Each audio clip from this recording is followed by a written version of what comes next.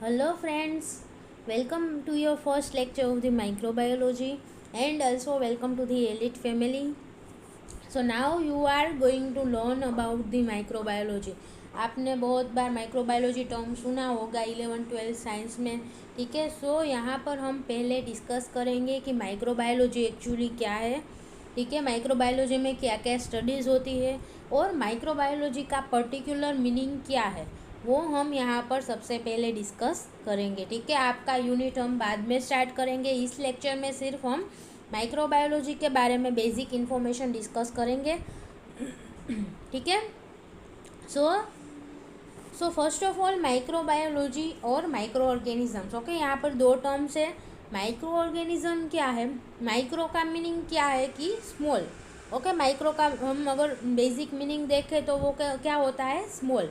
So micro organisms किसे कहा जाता है, living things which individually are too small to be seen with the naked eyes are known as the micro organisms. Okay, living things यानी कि organisms है या फिर जो भी लिविंग थिंग है कि जो हम इंडिविजुअल अगर प्रेजेंट है तो हम उसको अपनी आँखों से देख नहीं सकते। ठीक है, ऐसे इजीली देख नहीं सकते। उसको देखने के लिए हमें कोई मैग्नीफिकेशन की ज़रूरत पड़ती है। ठीक है, जूम करने की ज़रूरत पड़ेगी या फिर जैसे कि मैग्नीफाइंग ग्लास की ज़रूरत पड़ती है। ठीक है, और माइक्रोस्कोप की ज़रूरत पड़ती है।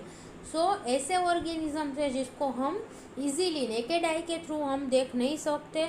ऐसे ऑर्गेनिजम्स को क्या कहा जाता है, micro organisms. Okay, because they are too small, वो बहुत छोटे हैं तो हम उसको डायरेक्टली नहीं देख सकते। उसको देखने के लिए हमें किसी इंस्ट्रूमेंट की ज़रूरत पड़ेगी। ठीक है, और उनको मैग्नीफाई करने की ज़रूरत पड़ेगी। So they are known as the micro organisms and they can be harmful और बेनिफिशियल। ओके, माइक्रो ऑर्गेनिज्म भी दो टाइप के होते हैं, हार्मफुल एंड बेनिफिशियल। हार्मफुल का मीनिंग क्या है कि जो हमें नुकसान करे। ठीक है, फॉर एग्जाम्पल जो भी डिजीज़ पोजिंग माइक्रो ऑर्गेनिजम्स है, लाइक बहुत सारे ऐसे माइक्रो ऑर्गेनिज्म है जो डिजीज़ करते हैं। अभी रिसेंट का ही एक एग्जाम्पल है कोरोना वायरस, तो वो डिजीज़ करता है हमारे बॉडी में। ठीक है, कोई रोग करता है। सो ऐसे माइक्रो ऑर्गेनिजम्स को क्या कहा जाता है, harmful micro organisms. And second, they can also be beneficial. Okay, beneficial use भी बहुत सारे माइक्रो ऑर्गेनिजम्स के हैं, जैसे कि हम मेडिकल फील्ड में बहुत सारे प्रोटीन्स बनाने के लिए माइक्रो ऑर्गेनिज्म का यूज़ कर सकते हैं। ठीक है, प्रोटीन के सिंथेसिस के लिए माइक्रो ऑर्गेनिज्म का यूज़ हो सकता है। देन हम अगर रेगुलर लाइफ में ऐसी बहुत सारी चीज़ें हैं जो बनाने के लिए हम ईस्ट का यूज़ करते हैं। ठीक है, ढोकड़ा खमण वो सब बनाने के लिए हम ईस्ट का यूज़ करते हैं। ठीक है, सो ईस्ट क्या है, it is also a micro organism. फिर उसके बाद बियर बनाने के लिए, चीज़ बनाने के लिए, इन सब के लिए भी माइक्रो ऑर्गेनिज्म का यूज़ होता है।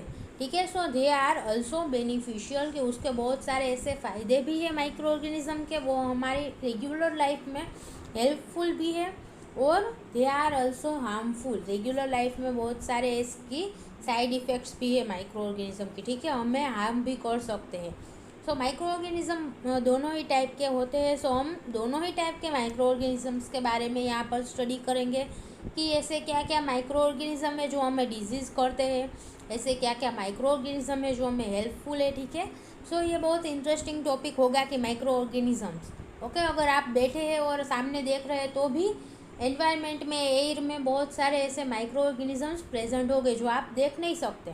ठीक है, आपके हाथ में भी बहुत सारे माइक्रो ऑर्गेनिजम्स अटैच्ड हो गए।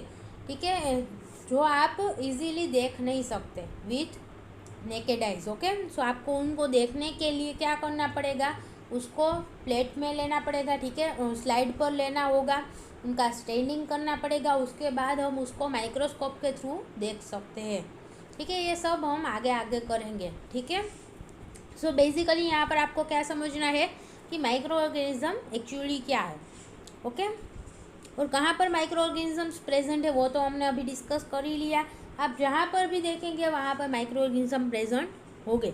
ठीक है, अगर आप फूड ले रहे हैं तो फूड में भी माइक्रो ऑर्गेनिज्म प्रेजेंट है। आपके सामने कोई प्लांट है तो प्लांट के अंदर भी माइक्रो ऑर्गेनिजम्स प्रेजेंट होंगे। ठीक है, एयर में माइक्रो ऑर्गेनिजम्स प्रेजेंट है। अगर आप वाटर ले लें, वाटर लेंगे, ठीक है, पानी, तो पानी में भी माइक्रो ऑर्गेनिजम्स प्रेजेंट हो गए, सॉइल में भी माइक्रो ऑर्गेनिज्म प्रेजेंट होते हैं, ठीक है। हमारे बॉडी के अंदर भी माइक्रो ऑर्गेनिजम्स प्रेजेंट होते हैं, ठीक है। सो माइक्रो ऑर्गेनिज्म सब जगह पर प्रेजेंट होते हैं।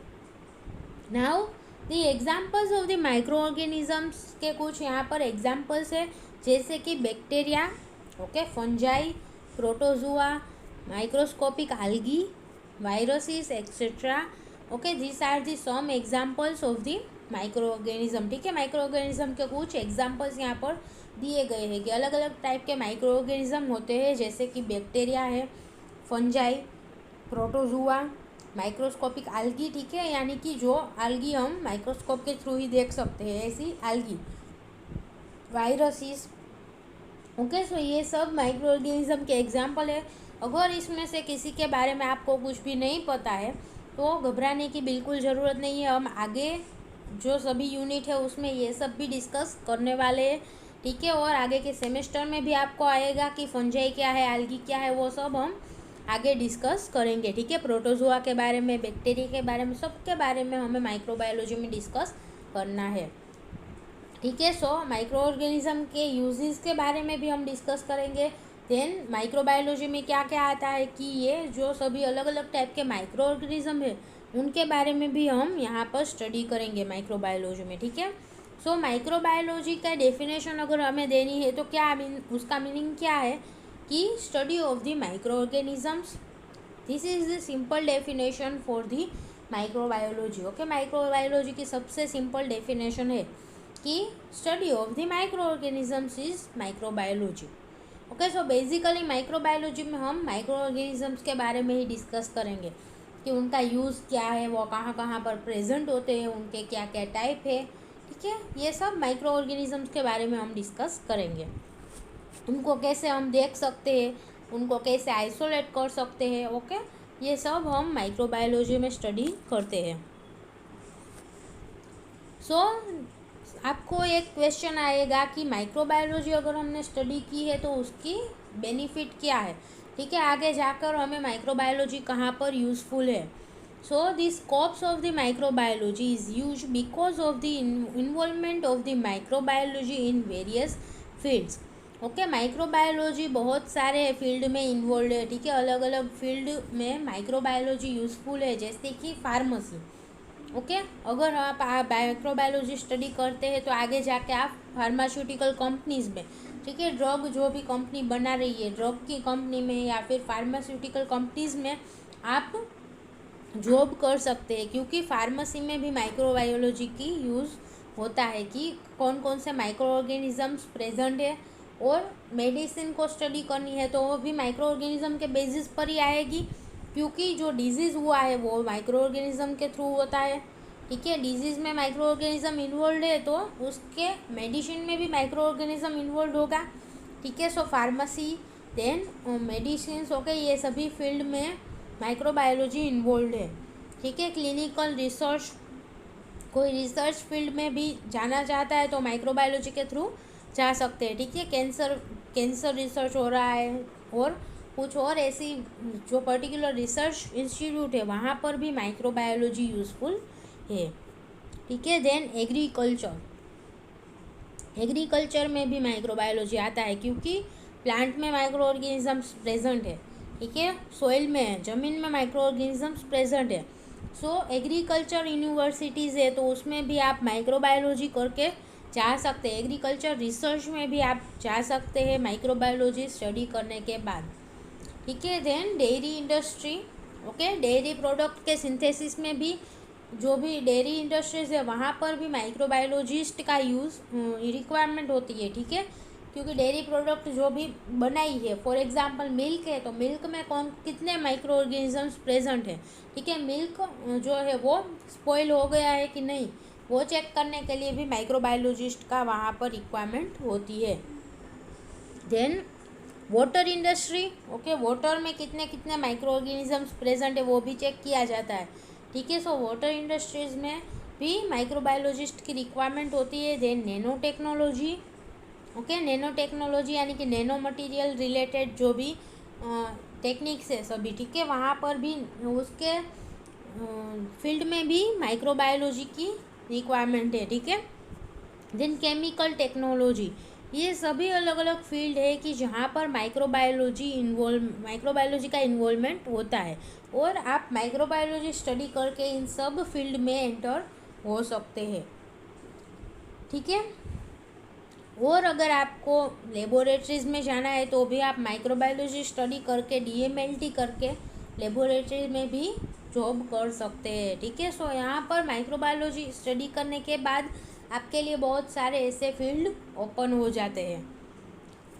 Now the branches of the microbiology, microbiology के अंदर भी बहुत सारी ऐसी अलग अलग ब्रांचेस है, जैसे कि bacteriology, okay, study of the bacteria. हमने आगे जो भी माइक्रो ऑर्गेनिज्म के एग्जाम्पल्स देखे थे उसके बेसिस पर ही यहाँ पर माइक्रोबायोलॉजी की ब्रांचेस है, ठीक है। जैसे कि bacteriology means study of the bacteria, mycology means study of the fungi, okay, protozoology means study of the protozoa, then phycology study of the algae, parasitology study of the parasites, immunology study of the immune system, okay. Immune system का meaning क्या है? रोग प्रतिकारक system जो हमारी होती है वो, ठीक है। एंड यहाँ पर parasite, algae, protozoa, fungi, bacteria, viruses, okay. Virology means study of the viruses. ये सब किसके एग्जाम्पल है? माइक्रो ऑर्गेनिजम्स के, ठीक है, जिसके बारे में हम माइक्रोबायोलॉजी में स्टडी करने वाले हैं, ठीक है। आपको पता नहीं है तो घबराने की ज़रूरत नहीं है, सभी के बारे में माइक्रोबायोलॉजी में अगर हम आगे स्टडी करेंगे तो आपको पता चल जाएगा कि कौन कौन क्या क्या है। एंड इम्यूनोलॉजी भी आपको स्टडी करने में आता है ये माइक्रोबायोलॉजी में, ठीक है। सो इम्यून सिस्टम यानी कि रोग प्रतिकारक सिस्टम जो हमारी है, ठीक है, उसके बारे में भी स्टडी जो है इम्यूनोलॉजी, वो भी माइक्रोबायोलॉजी की एक ब्रांच है, ठीक है। So this are the basic information about the microbiology. हमने माइक्रोबायोलॉजी के बारे में बेसिक इन्फॉर्मेशन डिस्कस की, ठीक है। आपका यूनिट स्टार्ट नहीं किया है, सो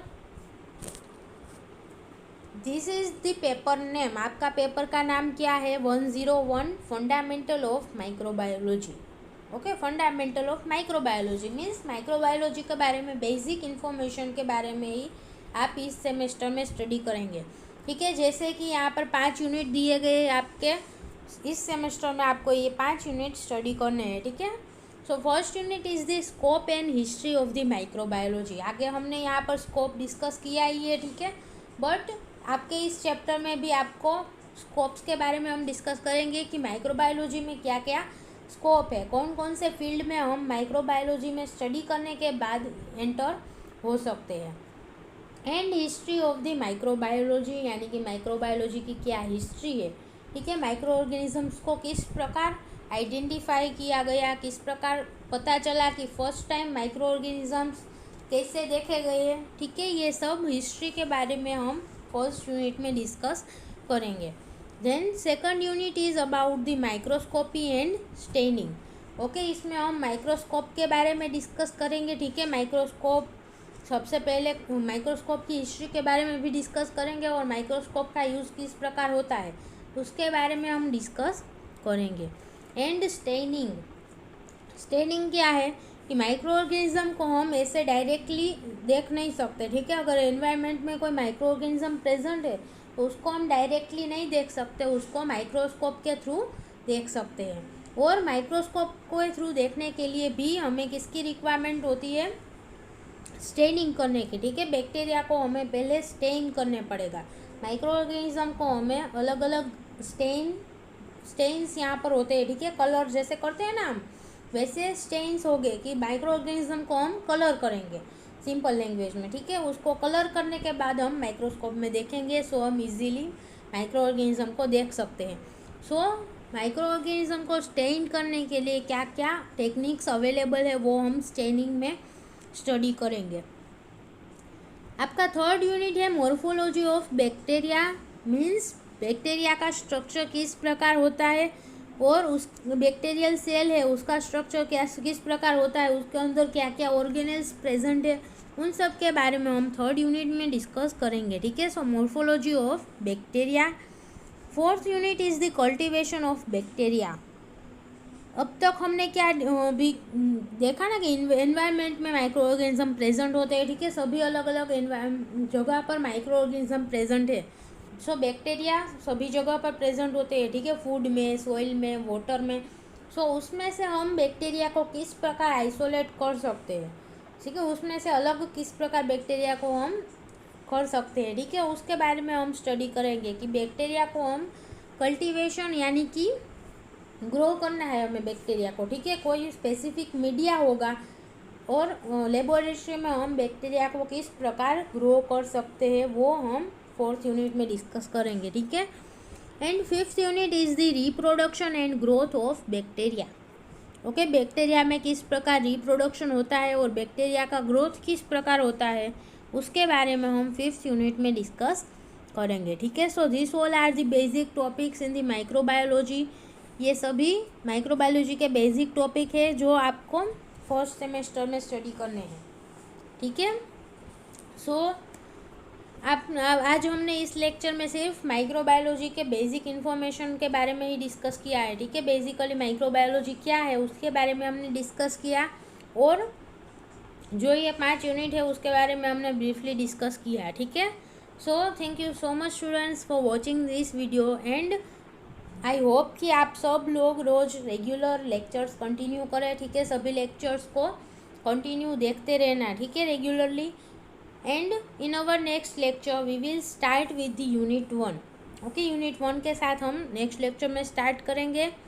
सो thank you so much for watching this video and आपको अगर कोई भी डाउट हो तो आप कमेंट बॉक्स में लिख सकते हैं, ठीक है।